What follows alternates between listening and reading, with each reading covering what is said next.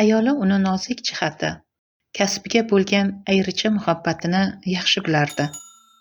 Bilgani uchun ham chinakam raqiblarday asosiy zarbani o'sha tomonga qaratdi.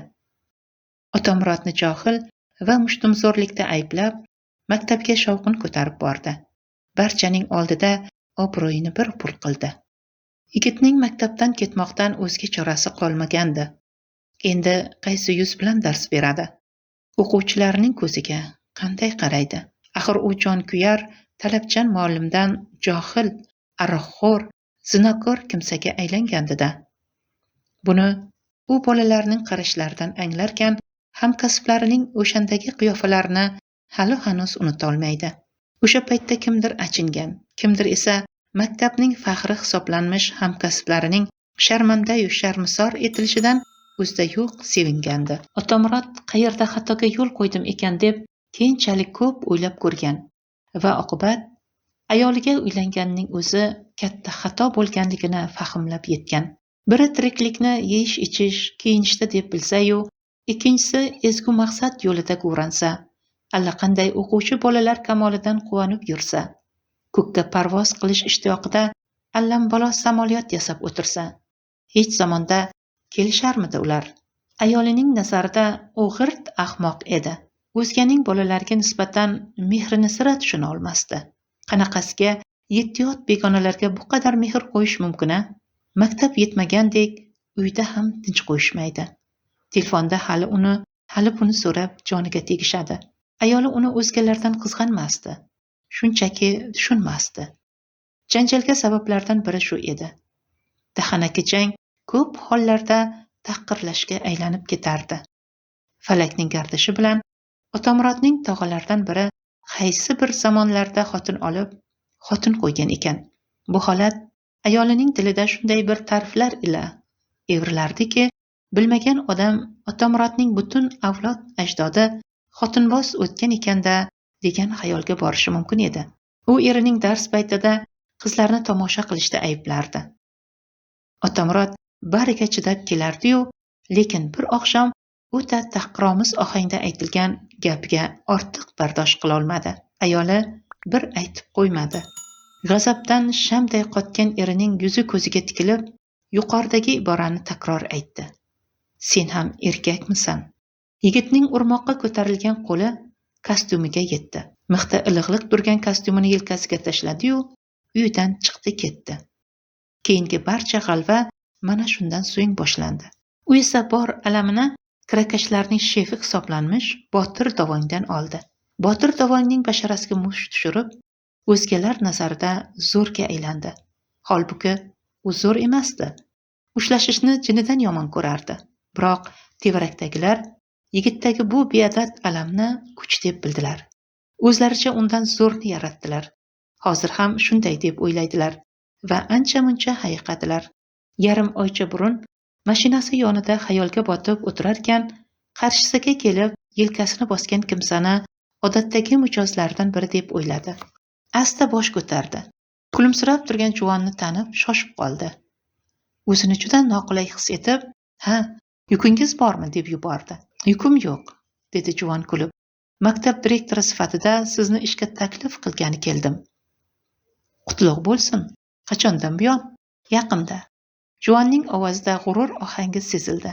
Tinib tinchimasligi, jonkuyarligi tufayli maktabda chittak laqabiga ega bo'lgan bu ayolni Otamurat qattiq hurmat qilardi. O'sha g'alvada hamdard bo'lganlardan biri ham shu edi. "Xullas, men siz bilan ishlamoqchiman", deya juvon rasmiy ohangda qo'shib qo'ydi.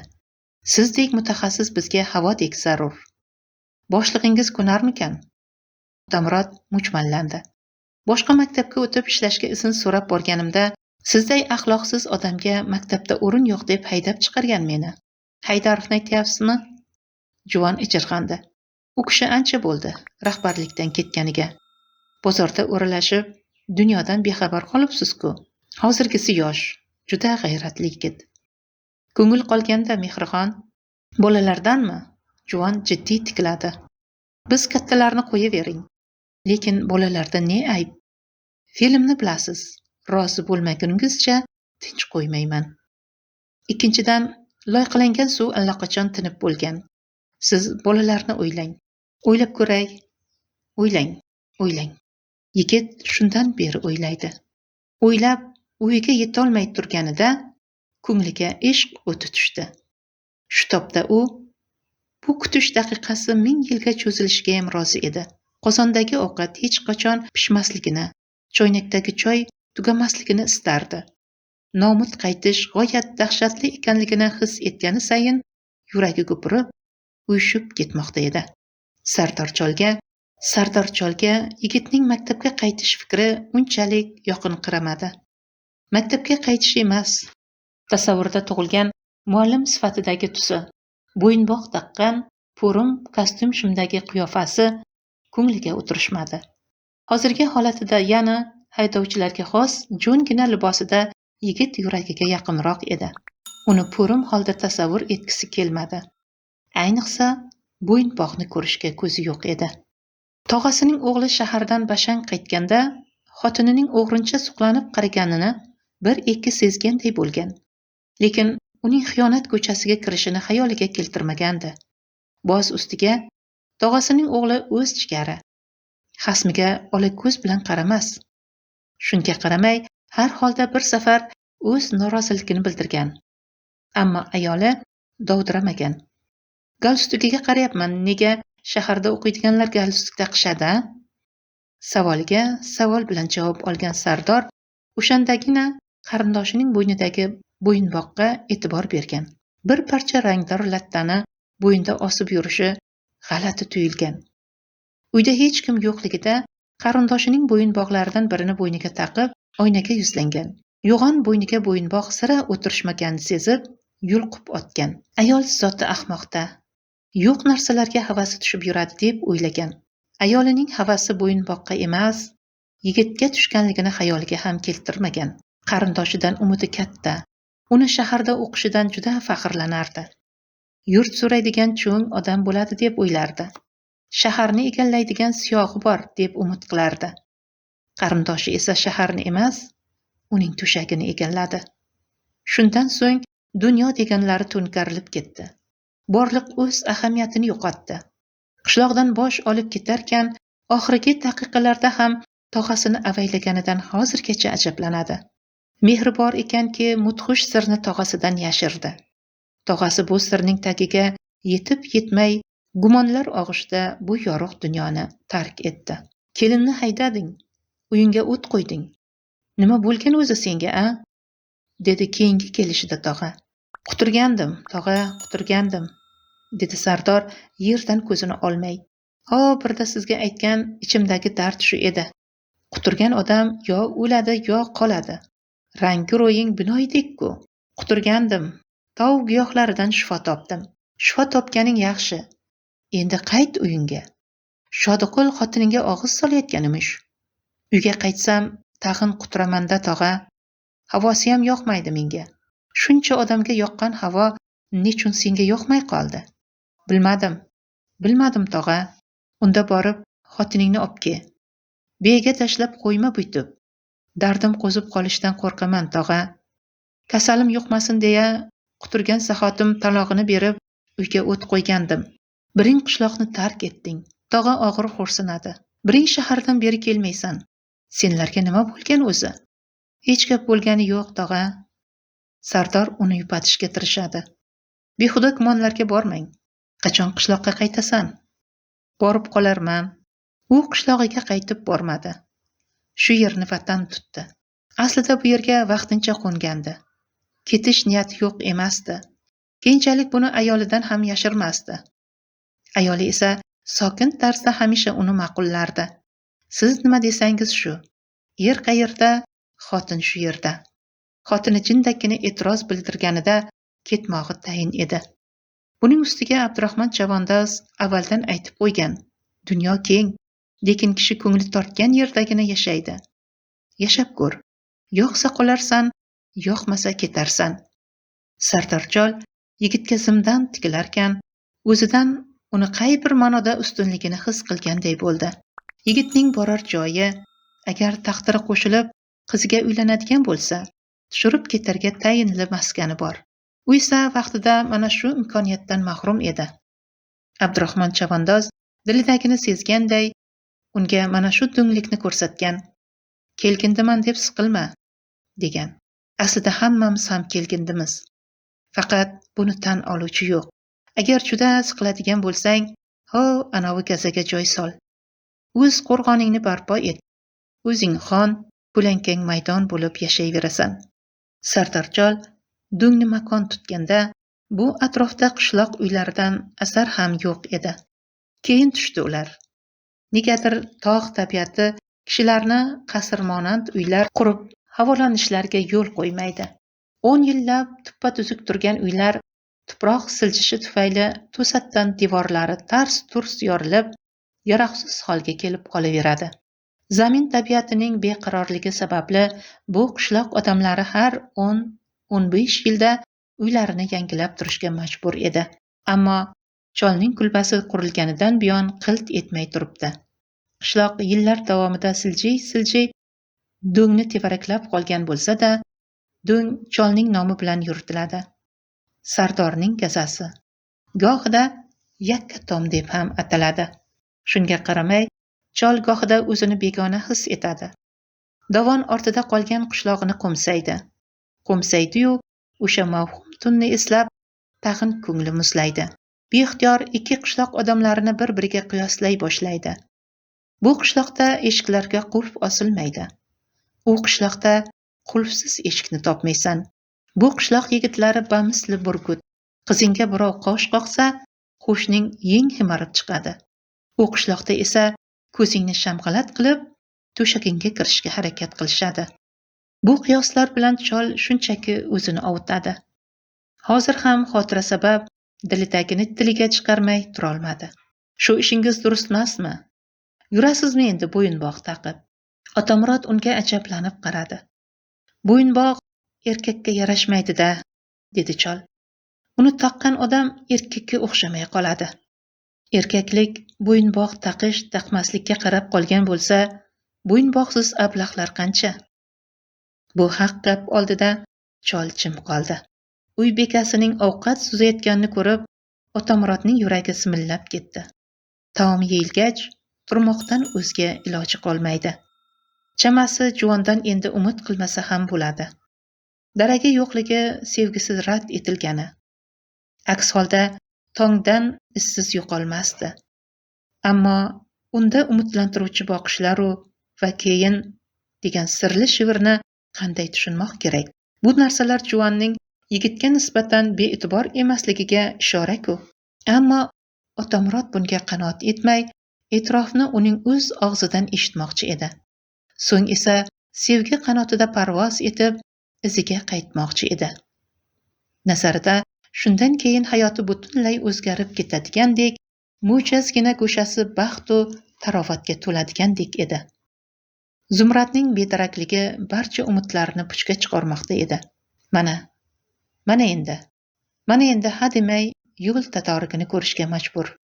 Xo'sh, oldinda nimalar kutmoqda uni?